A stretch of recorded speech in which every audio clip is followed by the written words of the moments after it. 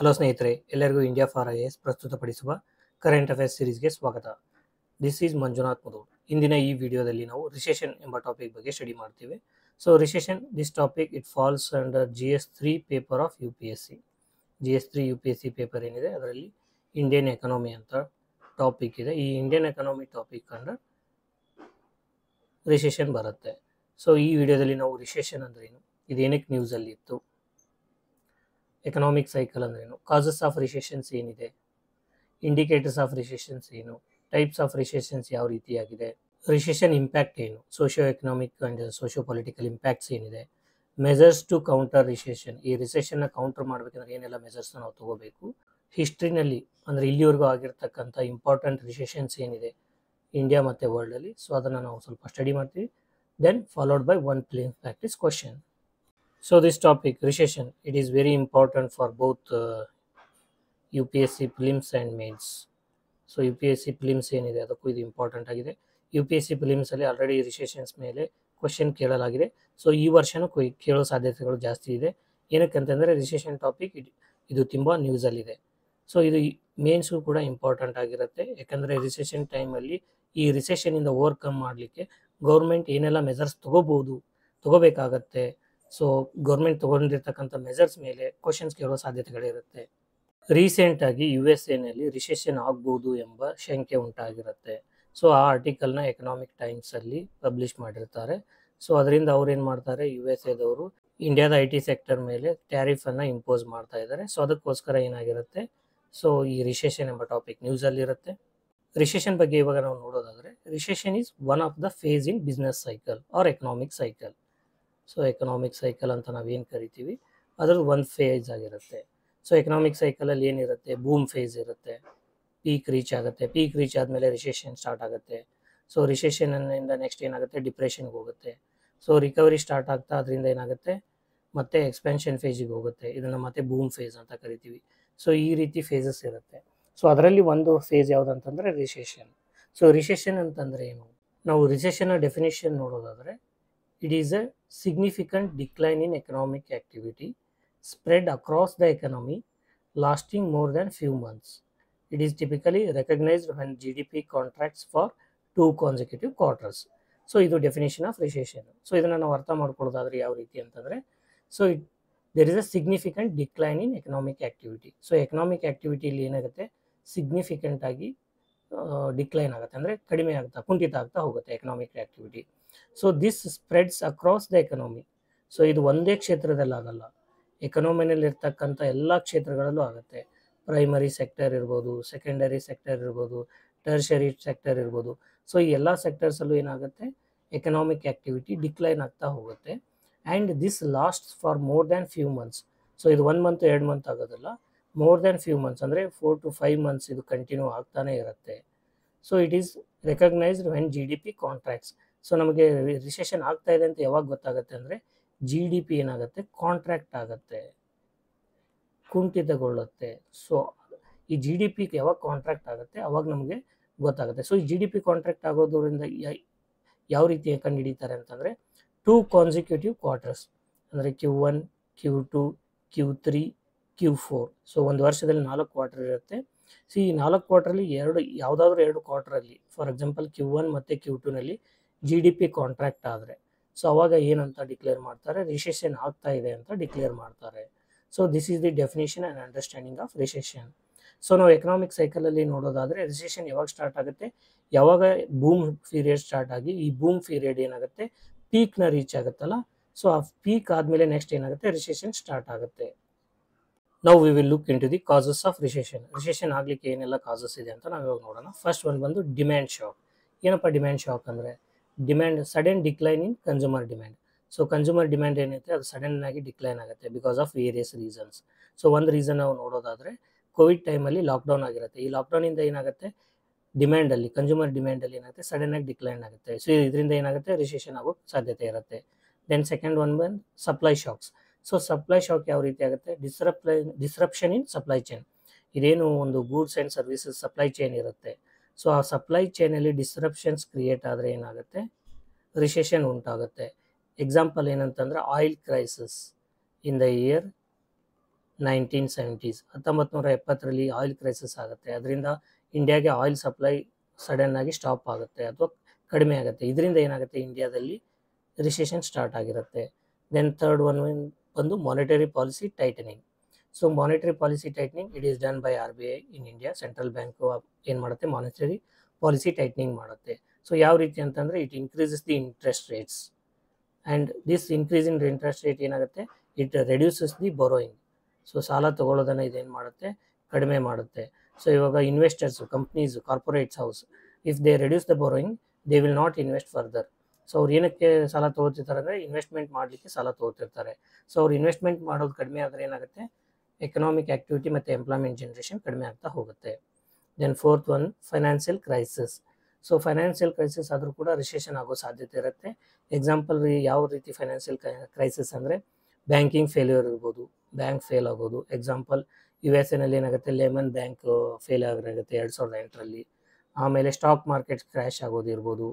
So ಈ ರೀತಿಯಾದಂಥ financial failure ಆದಾಗೂ ಕೂಡ ಏನಾಗುತ್ತೆ, ರಿಸೆಷನ್ ಉಂಟಾಗುತ್ತೆ. ಎಕ್ಸಾಂಪಲ್ ಏನಂತಂದರೆ 2008ರ ಫೈನಾನ್ಷಿಯಲ್ ಕ್ರೈಸಿಸ್ ಆದಾಗ ಆಲ್ ಓವರ್ ವರ್ಲ್ಡ್ ಏನಾಗುತ್ತೆ, ರಿಸೆಷನ್ ಸ್ಟಾರ್ಟ್ ಆಗಿರುತ್ತೆ. ಫಿಫ್ತ್ ಒನ್ ಬಂದು global events. So global events ಅಂದರೆ ಏನು, ವಾರ್ ಆದರೆ ಅದರಿಂದ ರಿಸೆಷನ್ ಆಗುತ್ತೆ. ಪ್ಯಾಂಡಮಿಕ್ಸ್ ಅಂದರೆ COVID-19 ಪ್ಯಾಂಡಮಿಕ್ ಏನಿರ್ಬೋದು, ಆ ರೀತಿ ಪ್ಯಾಂಡಮಿಕ್ಸ್ ಆದಾಗ ರಿಸೆಷನ್ ಆಗುತ್ತೆ. ಟ್ರೇಡ್ ಕಾನ್ಫ್ಲಿಕ್ಟ್ ಆದಾಗೂ ಕೂಡ ಏನಾಗುತ್ತೆ, so that trade conflict it affects the economic ಸ್ಟೆಬಿಲಿಟಿನ ಇದೇನು ಮಾಡುತ್ತೆ, ಹಾಳು ಮಾಡುತ್ತೆ. ಇದರಿಂದ ಏನಾಗುತ್ತೆ, ರಿಸೆಷನ್ ಆಗೋ ಚಾನ್ಸಸ್ ಇರುತ್ತೆ. ನಾವು we will look into the indicators of recession. So ಈ ರಿಸೆಷನ್ ಆಗೋದ್ರದ್ದು ಇಂಡಿಕೇಟರ್ಸ್ ನಾವು ನೋಡೋದಾದರೆ, ಫಸ್ಟ್ ಒನ್ ಬಂದು decline in GDP growth. So GDP growth ಏನಿರುತ್ತೆ ಅದು ಕಂಟಿನ್ಯೂಸ್ ಆಗಿ ಡಿಕ್ಲೈನ್ ಆಗ್ತಾ ಹೋಗುತ್ತೆ. ದೆನ್ ಸೆಕೆಂಡ್ ಒನ್ ಬಂದು ಹೈ ಅನ್ಎಂಪ್ಲಾಯ್ಮೆಂಟ್ ರೇಟ್ ಏನಾಗುತ್ತೆ, ದಿನೇ ಜಾಸ್ತಿ ಆಗ್ತಾ ಹೋಗುತ್ತೆ. So that is also indicator of recession. Then third indicator is falling industrial production. So ಈ ಇಂಡಸ್ಟ್ರೀಸ್ ಏನಿರುತ್ತೆ, ಅದರ ಪ್ರೊಡಕ್ಷನ್ ಏನಿರುತ್ತೆ ಅದು ಕಡಿಮೆ ಆಗ್ತಾ ಹೋಗುತ್ತೆ ಅಥವಾ ಡಿಕ್ರೀಸ್ ಆಗ್ತಾ ಹೋಗುತ್ತೆ. ಸೊ ಇಂಡಿಯಾದಲ್ಲಿ ನಾವು ಇಂಡಸ್ಟ್ರಿಯಲ್ ಪ್ರೊಡಕ್ಷನ್ನ ಯಾವ ಇಂಡೆಕ್ಸಿಂದ ಮೆಜರ್ ಮಾಡ್ತೀವಿ, index of industrial production IIP. So ಇದರಿಂದ ನಾವು ಇಂಡಸ್ಟ್ರಿಯಲ್ ಪ್ರೊಡಕ್ಷನ್ನ ಮೆಜರ್ ಮಾಡ್ತೀವಿ. ಸೊ ಇದು ಕಂಟಿನ್ಯೂಸ್ ಆಗಿ ಫಾಲ್ ಆಗ್ತಾ ಇದ್ದರೆ, so that indicates recession. Then fourth one is decline in consumer spending. So consumer spending ಅಂದರೆ ಕಾಮನ್ ಪೀಪಲ್ ಏನಿರ್ತಾರೆ, ಅವರು ಏನು ಈ ಸ್ಪೆಂಡ್ ಮಾಡ್ತಾ ಇರ್ತಾರೆ, ದುಡ್ಡನ್ನ ಖರ್ಚು ಮಾಡ್ತಾ ಇರ್ತಾರೆ. ಸೊ ಅದು ಕಡಿಮೆ ಆಗ್ತಾ ಆದರೆ, ಅವರು ಕಡಿಮೆ ಮಾಡೋ ಸ್ಪೆಂಡ್ ಮಾಡೋದನ್ನ ಕಡಿಮೆ ಮಾಡಿ ಸೇವಿಂಗ್ ಜಾಸ್ತಿ ಮಾಡ್ತಾ ಹೋದರೆ ಏನಾಗುತ್ತೆ, so that indicates recession. Then fifth indicator is stock market decline. Stock ಮಾರ್ಕೆಟಲ್ಲಿ ಸೆನ್ಸೆಕ್ಸ್ ಅಥವಾ ಈ ನಿಫ್ಟಿ ಇಂಡಿಕೇಟರ್ಸ್ ಏನಿರುತ್ತೆ, ಸೊ ಅದು ಡಿಕ್ಲೈನ್ ಆಗ್ತಾ ಬಂದರೆ that also indicates recession. So these are the few indicators of recession. Now we will look into the types of recession. So ರಿಸೆಷನ್ನ ಟೈಪ್ಸ್ನ ನೋಡೋದಾದರೆ, ಸೊ ಫಸ್ಟ್ ಬಂದು ವಿ ಶೇಪ್ಡ್ ರಿಸೆಷನ್ ಅಂತ ಇರುತ್ತೆ. ಸೊ ಇದನ್ನು ರಿಕವರಿನೂ ಅಂತಲೂ ಕರಿಬೋದು ನಾವು. ಟೈಪ್ಸ್ ಆಫ್ ರಿಕವರಿ ಅಂತ ಬಂದಾಗ V shaped recovery, U shaped recovery, W shaped recovery, L shaped recovery ಅಂತ ಇರುತ್ತೆ. ಸೊ ಅದೇ ರೀತಿ ಕೂಡ ಟೈಪ್ಸ್ ಆಫ್ ರಿಸೆಷನ್ಸ್ ಇದೆ.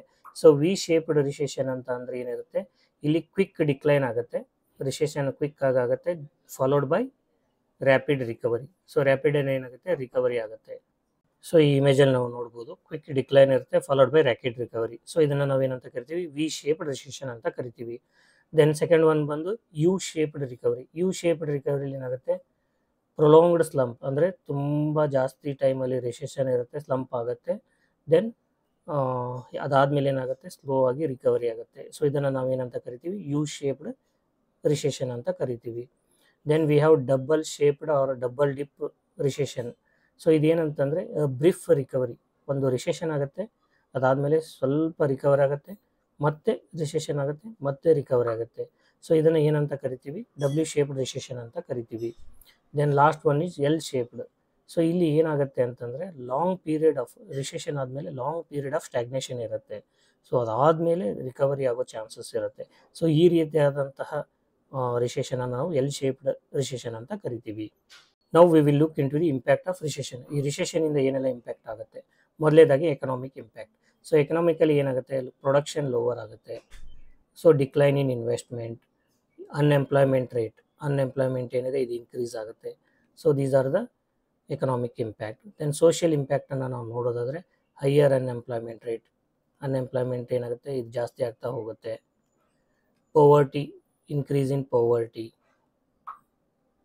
ಆ್ಯಂಡ್ ಇನ್ಇಕ್ವಾಲಿಟಿ ಏನಾಗುತ್ತೆ, ಜಾಸ್ತಿ ಆಗುತ್ತೆ. ಗಿನಿ ಕೋಯಿಫಿಷಿಯೆಂಟ್, ಸೊ ಇನ್ಇಕ್ವಾಲಿಟಿನ ನಾವು ಗಿನಿ ಕೋಯಿಫಿಷಿಯೆಂಟ್ ಮುಖಾಂತರ ಮೆಜರ್ ಮಾಡ್ತೀವಿ. ಸೊ ಈ ಇನ್ಇಕ್ವಾಲಿಟಿ ಏನಿದೆ ಇದು ಜಾಸ್ತಿ ಆಗ್ತಾ ಹೋಗುತ್ತೆ. Then third one is political impact. So political impact ಯಾವ ರೀತಿ ಇರುತ್ತೆ? So policy instability. ಸೊ ಈ ರಿಸೆಷನ್ ಸ್ಟಾರ್ಟ್ ಆದರೆ ಪಾಲಿಸೀಸ್ ಏನಿರುತ್ತೆ, ಇಲ್ಲಿ ಪ್ರೀವಿಯಸ್ ರಿಸೆಷನ್ಗಿನ ಮೊದಲು ತಂದಿರ್ತಕ್ಕಂಥ ಪಾಲಿಸೀಸು ಅದು ಯಾವುದು ರಿಕವರಿ ಮಾಡಲಿಕ್ಕೆ ಹೆಲ್ಪ್ ಮಾಡಲ್ಲ. ಸೊ ಅದರಿಂದ ಪಾಲಿಸಿ ಇನ್ಸ್ಟೆಬಿಲಿಟಿ ಕ್ರಿಯೇಟ್ ಆಗುತ್ತೆ. ರಿಸೆಷನಿಂದ ಜನ ಬೇಸತ್ತು, ಅನ್ಎಂಪ್ಲಾಯ್ಮೆಂಟ್ ರೇಟ್ ಜಾಸ್ತಿಯಿಂದ ಜನ ಬೇಸತ್ತು ಏನು ಮಾಡ್ತಾರೆ, ಅವರು ಗೌರ್ಮೆಂಟ್ ಇರ್ತಕ್ಕಂಥ ಗೌರ್ಮೆಂಟ್ ಅಗೇನ್ಸ್ಟ್ ವೋಟ್ ಮಾಡ್ತಾರೆ. So this changes the government and government policies. Then fourth is global impact. So global impact ಏನಾಗುತ್ತೆ, ಡಿಸ್ರಪ್ಷನ್ ಇನ್ ಗ್ಲೋಬಲ್ ಟ್ರೇಡ್. ರಿಸೆಷನಿಂದ ಏನಾಗುತ್ತೆ, ಗ್ಲೋಬಲ್ ಟ್ರೇಡ್ ಏನಿದೆ ಇದು ಡಿಸ್ಟರ್ಬ್ ಆಗುತ್ತೆ. So financial market, one nation financial market ಇನ್ನೊಂದು nation financial ಮಾರ್ಕೆಟ್ನ affect ಮಾಡುತ್ತೆ. So ಇದರಿಂದ ಏನಾಗುತ್ತೆ, ಚೈನ್ ರಿಯಾಕ್ಷನ್ ಸ್ಟಾರ್ಟ್ ಆಗುತ್ತೆ. ಸೊ ಇನ್ನು ಈ ರಿಸೆಷನ್ನ ಕಂಟ್ರೋಲ್ ಮಾಡಲಿಕ್ಕೆ, ಕೌಂಟ್ರ್ ಮಾಡಲಿಕ್ಕೆ ಏನೆಲ್ಲ ಮೆಜರ್ಸ್ ತೊಗೋಬೋದು ಅಂತ ನಾವು ನೋಡೋದಾದರೆ, ಫಸ್ಟ್ ಒಂದು ಮಾನಿಟರಿ ಪಾಲಿಸಿ. ಇಂಡಿಯಾದಲ್ಲಿ ಮಾನಿಟರಿ ಪಾಲಿಸಿನ ಫ್ರೇಮ್ ಮಾಡೋದು ಯಾರು, RBI. So it is a central bank of India. So ಇದು ಭಾರತದ ಸೆಂಟ್ರಲ್ ಬ್ಯಾಂಕು. ಸೊ RBI ಏನು ಮಾಡುತ್ತೆ, ಮಾನಿಟರಿ ಪಾಲಿಸಿನ ಡಿಸೈಡ್ ಮಾಡುತ್ತೆ. ಸೊ ಈ ಮಾನಿಟರಿ ಪಾಲಿಸಿಯಲ್ಲಿ ಏನು ಮಾಡಬೇಕು, ಇಂಟ್ರೆಸ್ಟ್ ರೇಟ್ ಏನಿರುತ್ತೆ, ಸೊ ಇಂಟ್ರೆಸ್ಟ್ ರೇಟ್, ಸೊ ಅದನ್ನು ನಾವು ಕಡಿಮೆ ಮಾಡಬೇಕು. ಆ್ಯಂಡ್ ಕ್ವಾಂಟಿಟೇಟಿವ್ ಈಸಿಂಗ್ನ ಮಾಡಬೇಕಾಗತ್ತೆ. ಸೊ ಈ ರೀತಿ ನಾವು ಏನು ಮಾಡ್ಬೋದು, ರಿಸೆಷನ್ನ ಕೌಂಟರ್ ಮಾಡ್ಬೋದು. Second one fiscal policy. Fiscal policy it is done by central government, union government. So ಈ ಯೂನಿಯನ್ ಗೌರ್ಮೆಂಟ್ ಏನು ಮಾಡುತ್ತೆ, so it increases the spending, increase in spending and reduction in tax, ಟ್ಯಾಕ್ಸ್ನ ಕಡಿಮೆ ಮಾಡುತ್ತೆ. And it provides stimulus package. So ಈ ರಿಸೆಷನಿಂದ ಹೊರಗೆ ಬರಲಿಕ್ಕೆ ಸ್ಟಿಮ್ಯುಲಸ್ ಪ್ಯಾಕೇಜ್ ಅಂದರೆ investment in infrastructure, employment generation activity, ನರೇಗಾನಲ್ಲಿ ಇನ್ವೆಸ್ಟ್ ಮಾಡೋದು. ಸೊ ಈ ರೀತಿಯಾದ ಸ್ಟಿಮ್ಯುಲಸ್ ಪ್ಯಾಕೇಜ್ನ ಕೊಡುತ್ತೆ. Then third one is structural reforms. Structural reforms ಅಂದರೆ improving infrastructure, boosting employment policy. So ಈ ರೀತಿಯಾದ ಸ್ಟ್ರಕ್ಚರಲ್ ಮೆಜರ್ಸ್ನ ತರೋದ್ರ ಮುಖಾಂತರ ಕೂಡ ನಾವು ರಿಸೆಷನ್ನ ಕೌಂಟರ್ ಮಾಡ್ಬೋದು. Now we will look into the important recessions in history. So ಹಿಸ್ಟ್ರಿನಲ್ಲಿ ಇಲ್ಲಿವರೆಗೆ ಆಗಿರ್ತಕ್ಕಂಥ ಇಂಪಾರ್ಟೆಂಟ್ ರಿಸೆಷನ್ಸ್ನ ನಾವು ನೋಡೋದಾದರೆ, Great Depression in the year 1929 to 39. So ಇದು ಎಲ್ಲಾಗುತ್ತೆ, USA ಆಗಿರುತ್ತೆ. Second one oil crisis recession in the years 1973 to 75. So Gulf war ಇಲ್ಲಿ ಏನು ಮಾಡುತ್ತೆ, OPEC ಏನು ಮಾಡುತ್ತೆ, ಆಯಿಲ್ ಎಂಬ್ರಾಗೋನ ಕ್ರಿಯೇಟ್ ಮಾಡುತ್ತೆ. Then third one global financial crisis. 2008-9 ಏನಾಗುತ್ತೆ, ಗ್ಲೋಬಲ್ ಫೈನಾನ್ಷಿಯಲ್ ಕ್ರೈಸಿಸ್ ಆಗುತ್ತೆ. ಏನಕ್ಕಾಗುತ್ತೆ ಅಂದರೆ USA ಹೌಸಿಂಗ್ ಮಾರ್ಕೆಟ್ ಕೊಲ್ಯಾಪ್ಸ್ ಆಗಿರುತ್ತೆ. ಸೊ ಇದರಿಂದ ಏನಾಗುತ್ತೆ, ವರ್ಲ್ಡ್ ವೈಡ್ ರಿಸೆಷನ್ ಆಗಿರುತ್ತೆ. Fourth one COVID-19. 2020 because of covid pandemic lockdown ಆಗುತ್ತೆ ಆಲ್ ಓವರ್ ವರ್ಲ್ಡ್. ಸೊ ಈ ಲಾಕ್ಡೌನಿಂದ ಏನಾಗುತ್ತೆ, ರಿಸೆಷನ್ ಆಗಿರುತ್ತೆ. ಸೊ ಇಂಡಿಯಾದಲ್ಲಿ ಇಂಪಾರ್ಟೆಂಟ್ ಹಿಸ್ಟೋರಿಕಲ್ ರಿಸೆಷನ್ ನೋಡೋದಾದರೆ 1991 ಎಕನಾಮಿಕ್ ಕ್ರೈಸಿಸ್. 1991 ಎಕನಾಮಿಕ್ ಕ್ರೈಸಿಸ್ ಆಗಿರುತ್ತೆ. ಅವಾಗ ಏನು ಮಾಡುತ್ತೆ, ಗೌರ್ಮೆಂಟು LPG ರಿಫಾರ್ಮ್ಸ್ನ ತರುತ್ತೆ. ಸೊ ಅದಕ್ಕಿಂತ ಮೊದಲು ಏನಾಗಿರುತ್ತೆ, ರಿಸೆಷನ್ ಉಂಟಾಗಿರುತ್ತೆ. 2008 global recession. ಸೊ ಅದು ಏನು ಮಾಡುತ್ತೆ, ಇಂಡಿಯಾನ ಕೂಡ ಅಫೆಕ್ಟ್ ಮಾಡಿರುತ್ತೆ. ಇಂಡಿಯಾದಲ್ಲೂ ಕೂಡ ಏನಾಗಿರುತ್ತೆ, ರಿಸೆಷನ್ ಆಗಿರುತ್ತೆ. ಥರ್ಡ್ ನೋಡೋದಾದರೆ COVID-19 ರಿಸೆಷನ್. 2020 ಲಾಕ್ಡೌನ್ ಮುಖಾಂತರ ಏನು ರಿಸೆಷನ್ ಉಂಟಾಗುತ್ತೆ. So that is third recession in India. So this is all about recession and associated concepts. Based on the topic that we have discussed so far, that is recession, here we have provided one prelims practice question. The question contains 3 statements. Go through all the 3 statements and comment your answer. The answer and detailed explanation for this question is available in the PDF handout, which you can download by joining our Telegram channel. Thank you for watching. See you in the next video. Till then, happy learning.